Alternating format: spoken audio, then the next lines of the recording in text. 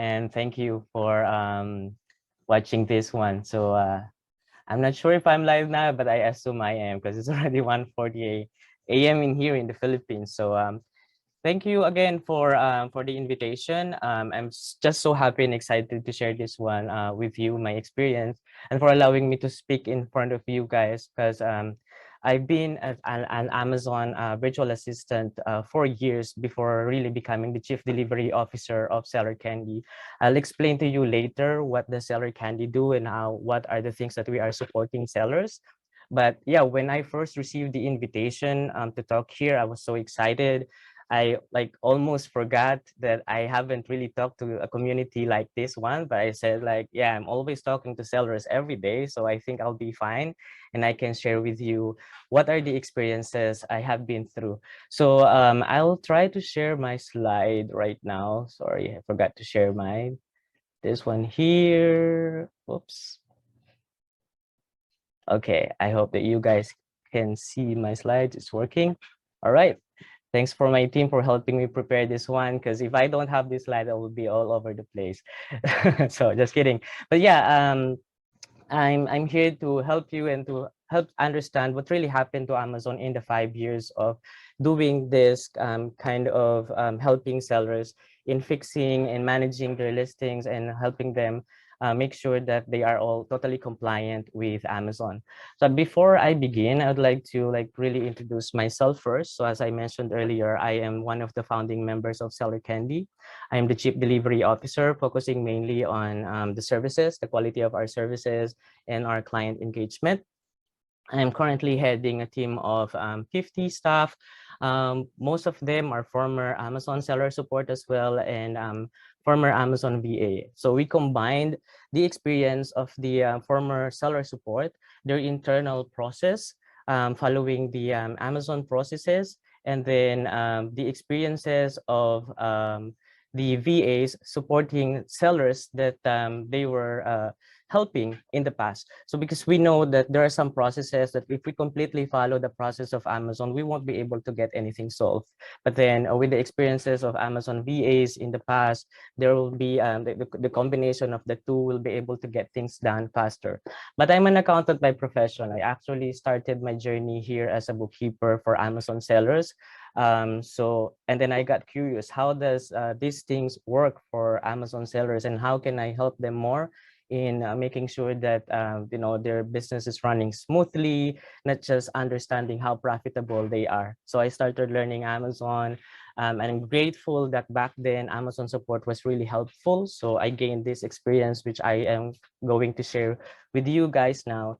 And yeah, I've been doing Amazon for the last 5 years. At first, helping to manage brands, Amazon brands in the UK and in the USA. And then we also started a full management agency before Seller Candy. But then we decided that maybe we should redesign how will this kind of agency works. Like we can work on like smaller pieces, or we can help sellers by, let's say, maybe we can troubleshoot their listing first, because these are the common thing that we are seeing since Amazon started to implement the workflow. As you may notice right now, whenever you raise a case, you will receive a lot of canned responses, or it's like automated. It's not helping them at all. So our goal is to be that seller support, or to give you that seller support experience that have been there, or that is the seller support experience 5 years ago, where everyone can give you the answer that you're looking for to help you fix your listing issue, your account health issues, whatever issues you have in your seller central account. So yeah, so this will be the focus of my topic today, like what happened to Amazon in the last 5 years. So what will I be focusing on are the changes that I noticed and the impact of these changes, and what is likely to happen after 5 years, or not after 5 years, or what is going to happen in the future, as what with what's happening right now. And I will also show you how to resolve some complex cases with Amazon, and the best practices that our team are doing in order to resolve these kind of issues. So in here, I just want to share my experience 5 years ago. Um, Amazon support was really helpful. They are not limited to the workflow that they are following right now. They will give you everything, or they will provide you everything they can to help you resolve their issues. So even the complicated issues, you can easily fix it. Actually, most of the time, you just have to go to the manage inventory, change whatever you need to change, and you have to wait 15 minutes and boom, it's done, it's fixed. You can even change a brand name before, but right now there's so much difficulty happening right now with the algorithm of what's happening with Amazon, and almost no canned responses at all during those years. And yeah, as you can see here, a lot of the tickets or a lot of Amazon issues before are really quick to resolve compared to how it is right now. So what we are seeing right now is that only the leadership team can make alterations on the listing. So if you will raise a case or if you will call Seller Central, the first receiver of your call or of your request are usually seller customer service with limited support or with limited access rather. So when you ask them question, they will try to hold you within their level because they have a KPI that they need to meet. So if they will transfer the call to the leadership team, it will be against their performance. So they will try to give you solution that is usually not the answer to your question. And it's very difficult right now because, you know, in order for you to get through the leadership team to get the answer that you're looking for, they will have to ask you a lot of questions that have you done this, have you checked this one? Because if not, yeah, they will ask you to do that processes first that they are recommending before they can transfer you to their leadership team, and you will receive a lot of canned responses. So, okay, so let me know, guys, if you have any question. I'm actually looking at my screen right now. So it is something that I will answer as well at the end of this conversation. So, or my presentation, I just want to show you some sample of what I have experienced in the past and what's happening right now. So in the past or 5 years ago, if whenever you need to change something, you just have to go to the manage inventory, find the ASIN that you're trying to change or to update, and manually change it on the back end, and again wait for 15 minutes and it should be fixed. So this screen that I'm showing you right now, for most Amazon sellers in here, you probably understand what it is.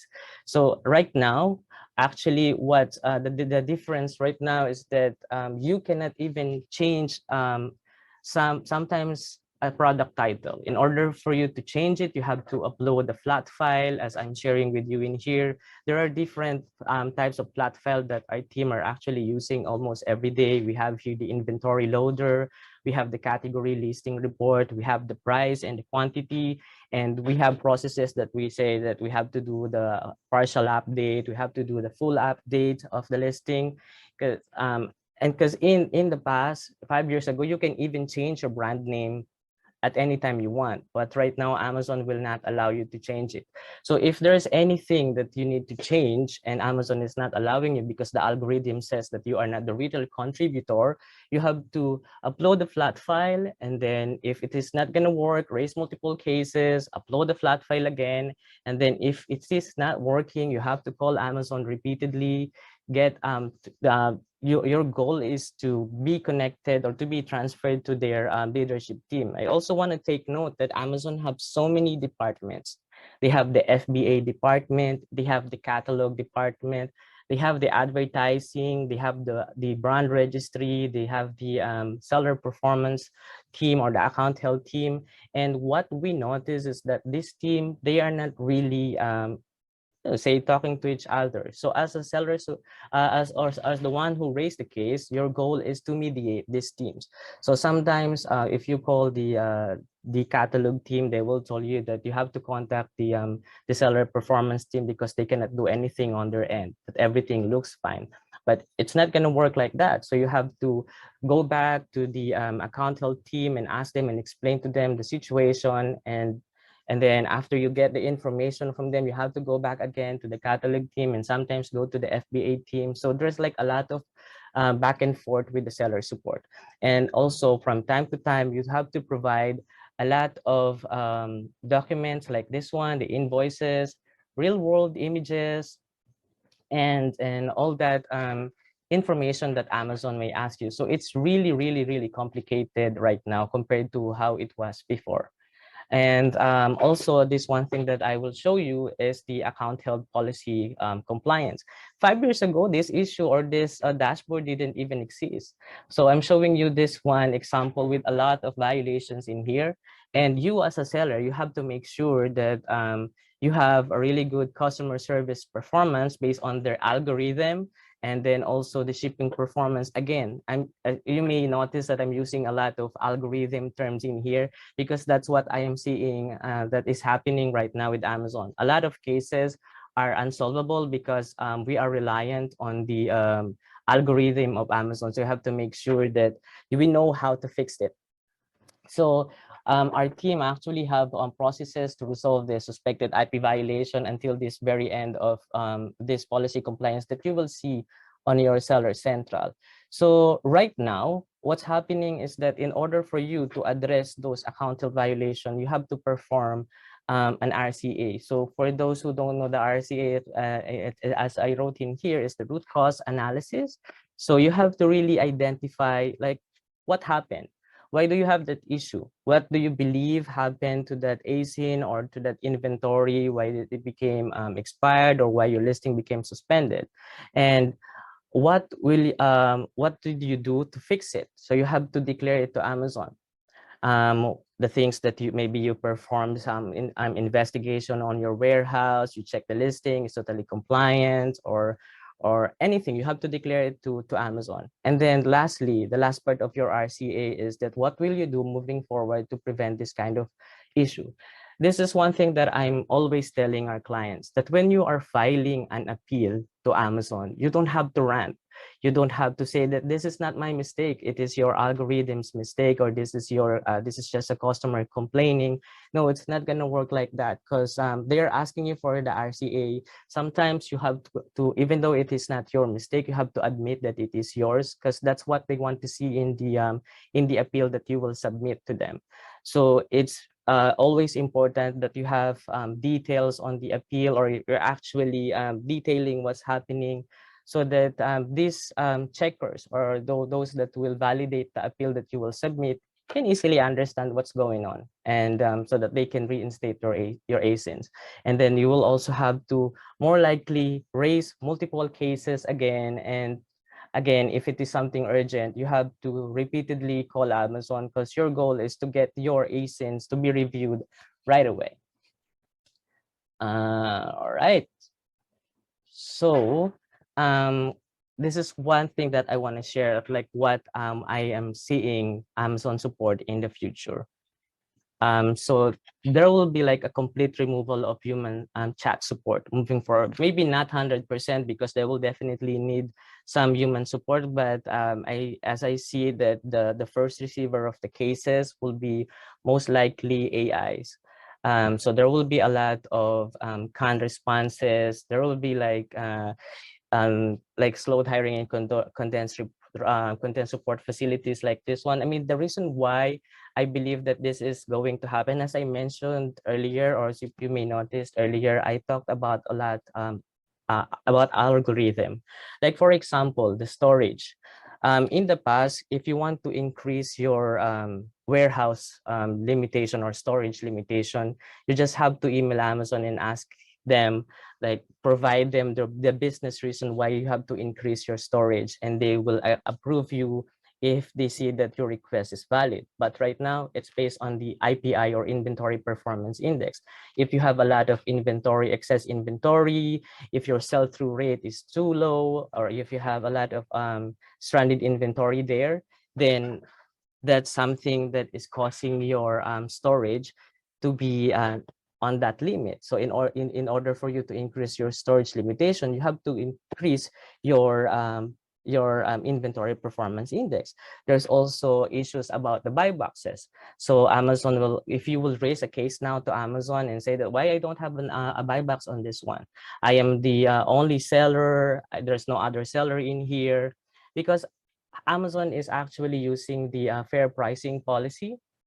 So If they believe that you set your price either too high or too low, they will immediately deactivate your listing. So you have to contact them. But then if you will contact them, they will say that, well, it's based on our algorithm. We cannot do anything about it. Even the feedback, the seller feedback, at times, you know, there will be instances that the seller feedback is not really a valid seller feedback and you cannot remove it. And then they will tell you that even if you raise multiple cases, they will tell you that you can only remove the bad feedback using the feedback manager. And this is something that also happened in 2019, December of 2019, because before, if you can remember, if you are an old seller, you know that you can leave a comment on a bad review on the detail page of your listing. But right now, Amazon completely removed it. So they want to like completely keep everything like on their algorithm. So these are just few of the examples, but definitely there's a lot more. The reason why I believe that this is what's going to happen in seller support in the near, maybe not near future, but in the future. So oops. All right, so this is just one thing that I just want to share. You know, if it is purely AI, the understanding will be impaired, and you will a lot of cases will not be solved. Because imagine if you will raise a case and it's just based on the algorithm, it will just follow the workflow. They will tick mark, see if this is something really happening or not. And then it will keep giving you canned responses. So your only option is to always call Amazon. So these are the implications that I'm seeing. Because of that, there will be a lot of queues for support calls because we want to get things solved. And if we keep on receiving canned responses using the AI, then a lot of sellers and a lot of your VAs will definitely reach out to seller support to call them. So because what I'm seeing is that because they will implement a lot of AIs, there will only be a few seller support that can take in this kind of calls, which kind of like leadership. And based on our experience, whenever we are resolving issues, may it be a simple issue or a difficult issue, our average time calling Amazon is 1 to 2 hours per case per issue. So that's why I'm seeing that there will be a lot of queues for calls, and it will be a real struggle for a especially for a new seller, if there's any new seller in here. So I just want to give you here some tips on how to get your listings solved. The first thing that you need to know is you have to know how to communicate with Amazon. That's one thing that I keep on telling the team, which is actually the team I've been practicing this one, that before calling Amazon, we should have at least tried the full process before escalating it. Like for example, if it is a stranded inventory or if it is an account health issue, before you call Amazon, you have to make sure that you have performed everything to solve that issue. Let's say, for example, if you think that Amazon will likely ask you to delete the listing and then upload it after 24 hours, please do so. Provide also the flat file that you prepared and the batch ID that you generated by uploading the flat file, the cases, and if you think that Amazon will ask you for some documentations like invoices or real world images of your product, please do so as well, because our goal, our ultimate goal is to be transferred to their leadership team. If you will call them unprepared and just listen to what seller support will tell you to resolve that issue, you won't get anything solved. That's a guarantee, because of course they will provide you solution based on the workflow that they are following, that is related, that they think related, that is related to your case. So you have to make sure that you have performed definitely everything that you need to do before calling Amazon, because the ultimate goal, as I was saying, is to be transferred to the leadership team. May it be a leadership team of the FBA team or the catalog team, to get these things resolved faster. So, and as you know, there are a lot of issues in the Seller Central. It may be the stranded inventory, the listings that are not updating, the what do you call this one? The account health issues, listing suspended, suppressed ASINs. So those are the things that we need to know what are the processes to get those things resolved. Even on the account health, we have here, I've showed you earlier, the customer service rating, and even the account health, the policy compliance, and how to resolve what do you call this one? Stranded inventory. No, the intellectual property, the suspected IP violation, the restricted policy violation, the authenticity issue. You have to make sure that you have addressed everything before you call Amazon. And even the VTR, or the VTR, meaning the valid tracking rate on the shipments, the order cancellation rate, and so those kind of issues that you have to make sure that you have addressed them first before calling Amazon. Okay, and how to find the information you need to solve the problem. What I did in the past was actually listen, because before, as I was sharing earlier, that Amazon support was really helpful. They will give you the answer that you need or that you are looking for. But right now, it's kind of hard to follow what this Amazon support will tell you. And my other option was to look for answers in Google, in forums. I was following experts and online sources as well. Actually, I'm telling the team, with my experience, Google became my best friend. I will just type the in Google like how to solve this kind of issue, and I will read and yeah, learn from it. And your third option is to hire a more experienced assistant or a virtual assistant.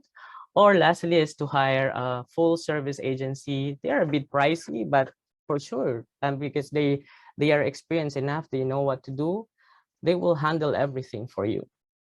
So what are these advantages and the disadvantages of hiring a VA? So the flexibility, of course, you will interview them, you will know if they are a good fit for the job or not. But one thing that I want to share with you, especially when you're hiring a VA, everyone will try to sell themselves that they are an expert. They took this course, they'll say that I finished this amazing course that I believe is making me to that made me be a real expert. But you don't know.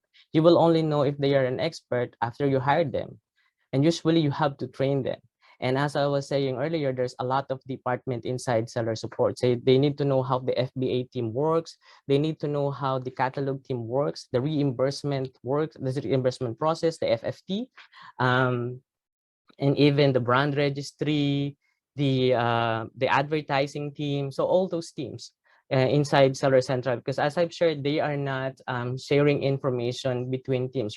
It's your responsibility of your VA's responsibility to connect the information from one team to another. They are of course cheaper than the other options that I recommend, including the agency, but they are not always experienced. So you really need to find the right person. You have to train them as well. So it will be hard for you to train them if you're busy, of course, running your business. So that's one thing that I'm always suggesting sellers to make sure, before hiring a VA. And the final option that I can give, I mean, I don't want to sound this one like a salesy kind of pitch, but Seller Candy, we have a team of over 70 people now and still growing. And we are actually, as I've shared, 50%, more than 50% ex-seller support agents and Amazon VAs. And with the combined practice that we learned or experience that we learned over the years of supporting sellers through as a seller support and as a VA, we develop a lot of SOPs on how to solve issues. And then on a week-by-week basis, we're all solving almost 400 cases for all of our clients. And we do have this huddle wherein we can share ideas every day, so that if there is something new that we experience, we can share it to the rest of the team, so they know that in the future, if let's say, okay, this kind of issue, we see that there is a trend in Amazon that we notice that this is becoming the new problem right now, like what happened last year in 2020 when Amazon suddenly implemented that all products, like toys product, must have this documentation for laboratory test and the other document which I forgot. But yeah, so because of that, we are seeing trends of what's really happening within Seller Central or what for every product category. So yeah, so in here, this is the menu of our service. So what you can see, if you can see here, that's anything related to your Seller Central account or any issues that you are facing right now, I suggest that you reach out to us because we can definitely help you with your Seller Central account issue. May it be an inactive listing, an account held violation, reimbursement, because Amazon usually, the reason why I want to focus on the reimbursement as well. I don't know if you noticed this one, but Amazon have so many, obviously, yeah, they have so many fulfillment centers. You obviously noticed that. But, whenever you send the inventory in one location, Amazon will move inventory based on trend or based on demand. So let's say you send it in Texas, because that's the first address when you created the shipment, and then they notice that there is an increased demand in California, they will move the inventory from Texas to California, and the one that is moving the inventory are the FBA guys. So because of that, a lot of inventory are actually lost, incorrectly disposed of, sometimes stolen. So we are running reconciliation for our clients to see what's going on. Where is this inventory that moved out of this warehouse or fulfillment center, and we cannot find it anywhere in another fulfillment center. So we have to find that, and even the lost inbound for the shipment that you send into Amazon, if there is any discrepancy between the quantity that you shipped and the quantity that they received, the mishandled returns for any what do you call this one, for any inventory that or orders rather that Amazon refunded but your customer failed to return to FBA within 60 days, those are eligible for reimbursement, not unless your product is considered as non-returnable. So those are just few examples that we have here for the reimbursement. For the account health issues, in here, the intellectual property violation, the thing in here is that even though you have some invoices or some valid documents, if the brand owner reported you for IP violation, your only option there is to reach out to the seller who reported you to brand registry, and you have to make an agreement with them that either you will stop selling or you ask them like what are the what do they think you violated, because you have to make sure that you are in agreement with this one. And also, as a seller, you have to make sure as well that you have enough inventory. So, projecting how much inventory you will be needing by the end of, let's say, by the end of the quarter or by the end of the month or by the end of the year, it is really necessary. Because especially, Amazon is not just really having a good PPC strategy. You have to make sure that you have enough inventory that you will sell, and in order for you to to continue the improvement of your product ranking. So yeah, and there's a lot more. So again, as I mentioned, if you do have this kind of issues that you are experiencing right now, reach out to us and we will definitely give you advices, and I will be the one to talk to you. We work with a lot of sellers, a lot of product categories as well in different niches. So yeah, looking forward to that if there's anyone who is needing help. Okay, so I think it's time now for question and answer.